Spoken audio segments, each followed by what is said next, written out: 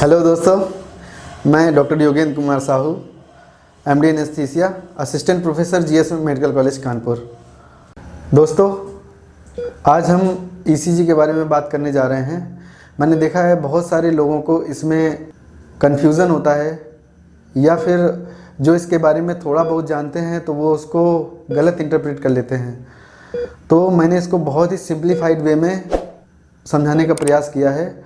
मुझे लगता है कि इस वीडियो को देख करके आप ईसीजी के बारे में बहुत बेसिक जो गलतियां लोग करते हैं वो नहीं करेंगे, और बहुत बेसिक से लेकर के इसको काफ़ी हायर स्टैंडर्ड तक मैं इसमें समझाने का प्रयास करूंगा। जो ईसीजी होता है, इसी को हम ईकेजी भी बोलते हैं। जो ईकेजी होता है ये जर्मन लैंग्वेज है, तो कहीं पर भी ईसीजी लिखा है या ईकेजी लिखा है, दोनों का मतलब सेम होता है। एक डच फिजियोलॉजिस्ट थे,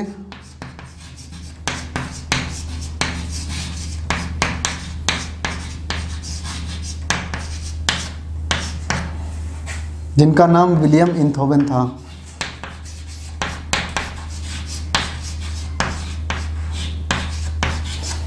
इन्होंने इसका आविष्कार किया था ईसीजी का। सबसे पहले 3 टर्म्स होते हैं।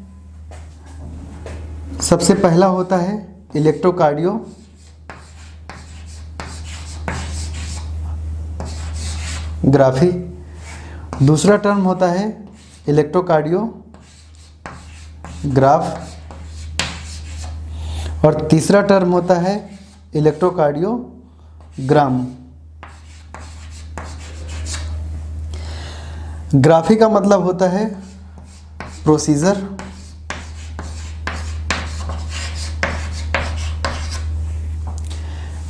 जो इलेक्ट्रोकार्डियोग्राफ होता है ये मशीन का नाम होता है। And whatever we have recorded is electrocardiogram, मतलब जो हम रिकॉर्ड प्राप्त करते हैं उसे हम बोलते हैं इलेक्ट्रोकार्डियोग्राम।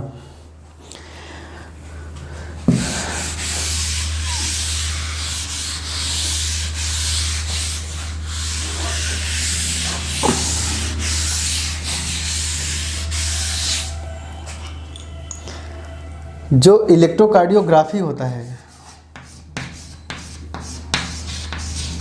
3 टर्म्स होते हैं इसमें। इलेक्ट्रोकार्डियोग्राफी। इलेक्ट्रो का मतलब होता है जो भी इलेक्ट्रिकल इवेंट्स हो रही होती हैं हार्ट में या कार्डियक मायोसाइट में, हम उन इलेक्ट्रिकल इवेंट्स को देखेंगे।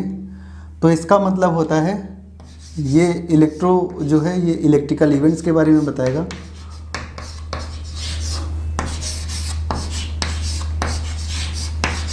मतलब spread of electricity in heart का मतलब है इलेक्ट्रो से। कार्डियो का मतलब होता है ये हार्ट हो गया, और ग्राफी का मतलब होता है विजुअलाइजेशन।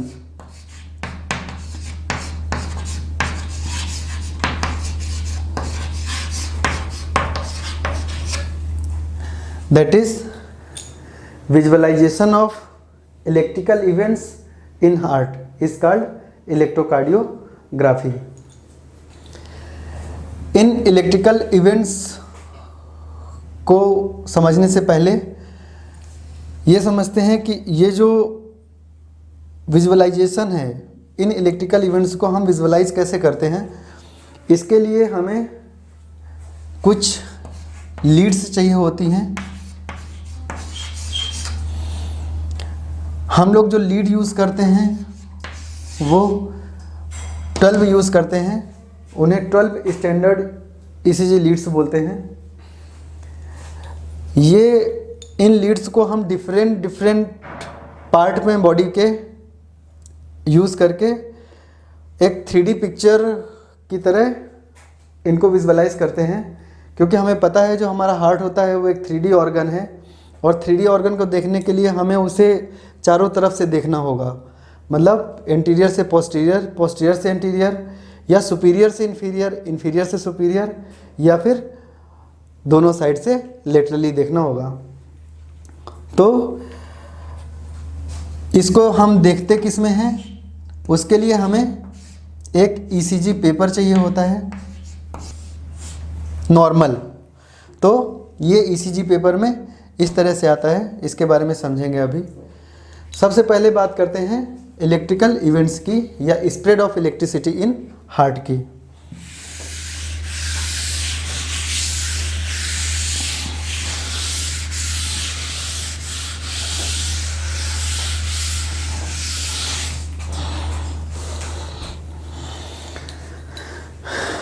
जो नॉर्मल इलेक्ट्रिकल इवेंट्स होते हैं हार्ट में,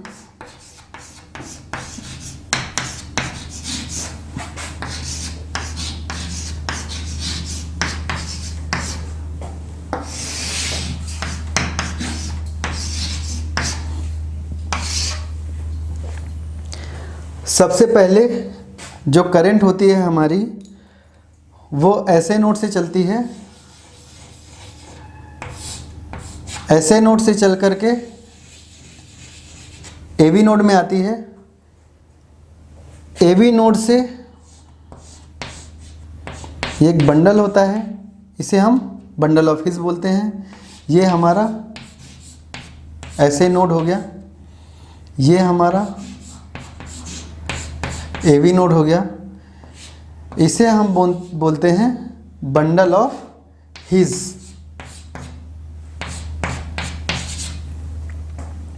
इस बंडल ऑफ हिस के बाद ये परकिंजे सिस्टम में डिवाइड हो जाता है। ये जो परकिंजे सिस्टम होता है, ये परकिंजे सिस्टम एक राइट बंडल ब्रांच देता है और एक लेफ्ट बंडल ब्रांच देता है। ये जो लेफ्ट बंडल ब्रांच है ये फर्दर आगे जा करके दो में डिवाइड हो जाती है, लेफ्ट पोस्टीरियर फेसिकल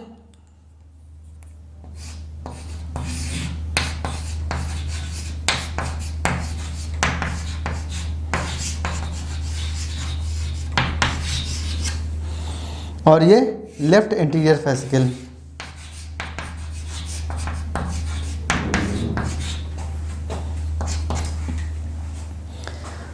तो कुछ इस तरह से करंट जो हार्ट में होती है वो स्प्रेड होती है।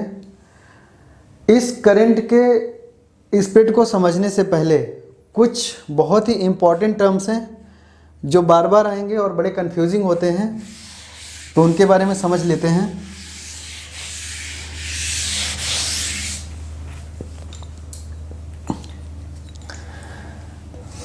सपोज करिए ये हमारी 3 कार्डियक मायोसाइट्स हैं। जो भी इलेक्ट्रिकल इवेंट्स एक सिंगल सेल में चल रही होगी वो इलेक्ट्रिकल इवेंट्स पूरे हार्ट में चल रही होगी, तो उसको कुछ इस तरह से समझेंगे। तो यहाँ पर हमने 3 कार्डियक मायोसाइट्स लिया है।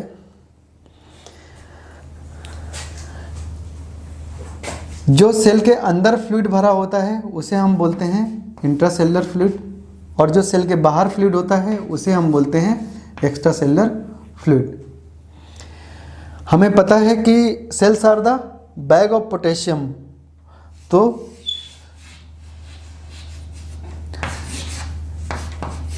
ये सेल है,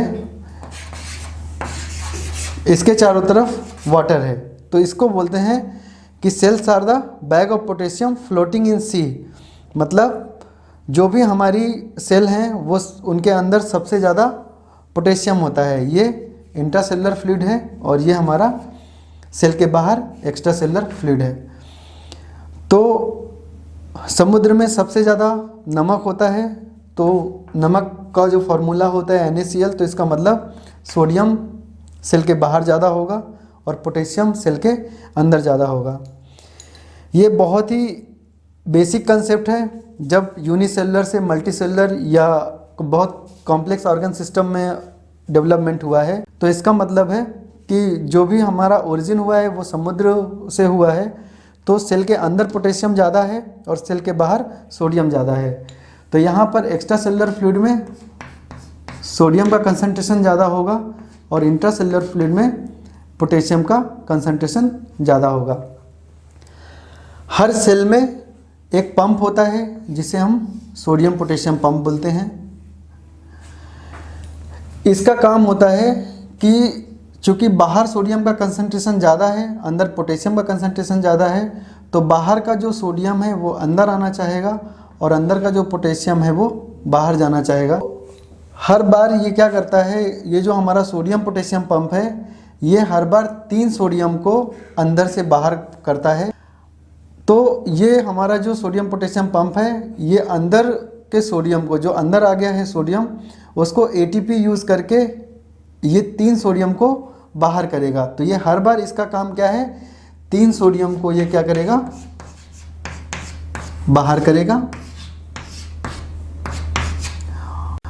और जो अंदर पोटेशियम का कंसंट्रेशन ज़्यादा है, ये कंसंट्रेशन ग्रेडियंट की वजह से बाहर जाएगा, तो ये 2 पोटेशियम को बाहर से अंदर करेगा।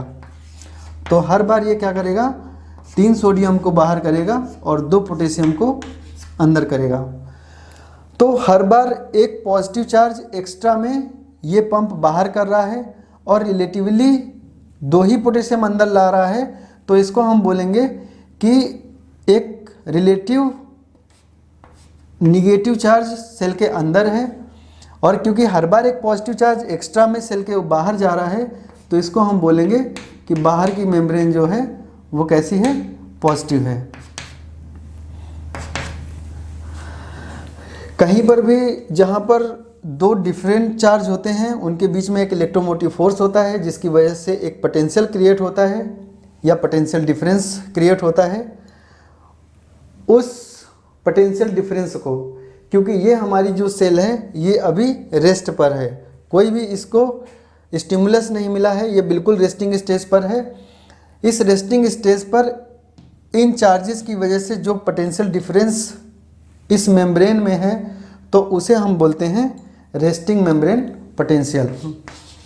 रेस्टिंग मेम्ब्रेन पोटेंशियल मतलब potential of membrane at rest. ये क्यों है ये मैंने आपको समझा दिया। इसके बाद अगर कोई भी एक्सटर्नल स्टिमुलस बाहर से सेल में आता है तो ये जो बाहर का सोडियम है, अगर स्टिमुलस इतना सफिशिएंट है कि वो वोल्टेज गेटेड चैनल्स को ओपन कर दे, तो जब भी वोल्टेज गेटेड चैनल ओपन होते हैं तो ये जो सोडियम का कंसंट्रेशन बाहर की तरफ है, ये बाहर के सोडियम को बहुत तेज़ी से अंदर की तरफ कर देगा। तो ये जो बाहर का सोडियम है जब ये अंदर की तरफ आ जाएगा तो इस वाली सेल पे देख सकते हैं कि अंदर की तरफ, चूँकि बाहर का पॉजिटिव चार्ज अंदर आ जाएगा, तो अंदर की तरफ ये चार्ज पॉजिटिव होने लगेगा और बाहर की तरफ ये निगेटिव होने लगेगा। जबकि आगे की तरफ ये सिचुएशन सेम रहेगी।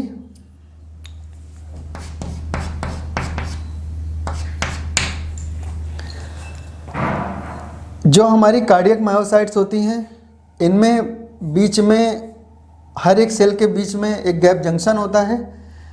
तो जो भी सोडियम हमारा जब स्टिमुलस मिला तो जो भी वोल्टेज गेटेड सोडियम चैनल्स के खुलने की वजह से जो भी सोडियम अंदर आया था, उसमें से कुछ सोडियम ट्रिकल करके इस गैप जंक्शन से दूसरी सेल में चले जाते हैं और इस सेल को डिपोलराइज कर देते हैं।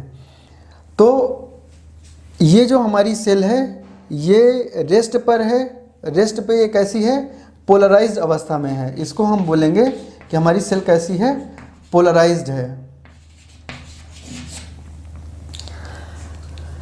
इसके बाद जैसे ही ये सोडियम हमारा ट्रिकल करके नेक्स्ट सेल में जाता है तो नेक्स्ट सेल में बाहर का सोडियम अंदर आना शुरू हो जाएगा और अंदर का पोटेशियम बाहर जाना शुरू हो जाएगा।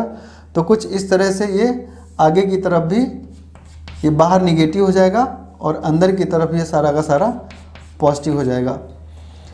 तो इस स्टेज को हम बोलेंगे कि अब हमारी सेल क्या हो गई, डीपोलराइज्ड। इस स्टेज को बोलेंगे हम डीपोलराइजेशन।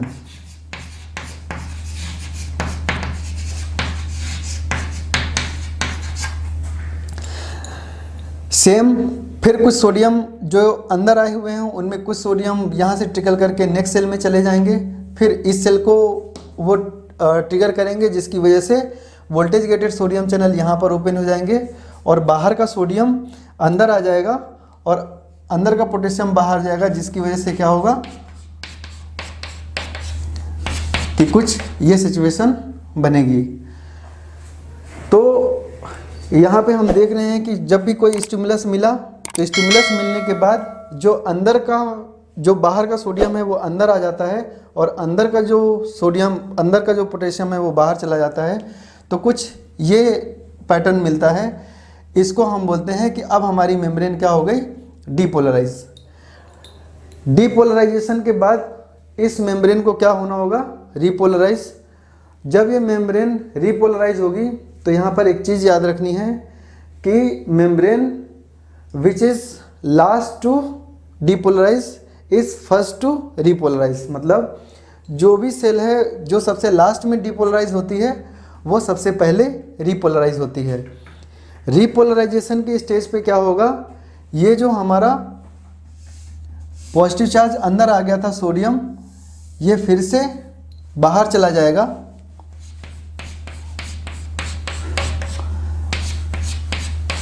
और जो पोटेशियम था वो अंदर फिर से वैसे ही हो जाएगा। तो इस स्टेज को हम बोलेंगे रीपोलराइजेशन। अब हमारी मेम्ब्रेन दोबारा से क्या हो गई, पोलराइज हो गई, तो इसे बोलेंगे रीपोलराइजेशन। ये कंसेप्ट आगे बहुत ही काम आने वाला है। तो रेस्टिंग मेम्ब्रेन पोटेंशियल, कोई स्टिमुलस मिला, वोल्टेज गेटेड चैनल खुल गए, इन्होंने सोडियम को बहुत तेज़ी से अंदर कर दिया, जिसकी वजह से अंदर पॉजिटिव हो गया, बाहर निगेटिव हो गया और ऐसे ही एक सेल से दूसरे सेल में, दूसरे सेल से तीसरे सेल में ये एक पोटेंशियल डिफरेंस क्रिएट होता चला जाता है। तो हर डीपोलराइजेशन के बाद मेम्ब्रेन का रीपोलराइजेशन होता है और हर रीपोलराइजेशन के बाद फिर से अगर स्टिमुलस मिलता है तो डीपोलराइजेशन होता है। तो ये एक पैटर्न फॉलो करता है जिसमें एक डीपोलराइजेशन के बाद रीपोलराइजेशन, फिर डीपोलराइजेशन। तो इसको हम बोलते हैं कि इसमें जो पोटेंशियल डिफरेंस है वो एक एक्शन में है, एक सेल से दूसरे सेल में जा रहा है, दूसरे से तीसरे में जा रहा है। तो इस पोटेंशियल को हम बोलते हैं एक्शन पोटेंशियल।